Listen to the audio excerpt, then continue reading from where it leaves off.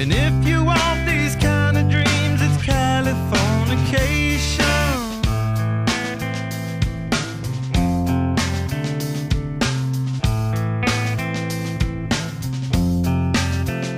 It's the edge of the world in all of Western civilization. The sun may rise in the east, at least it's settled in a final location. It's understood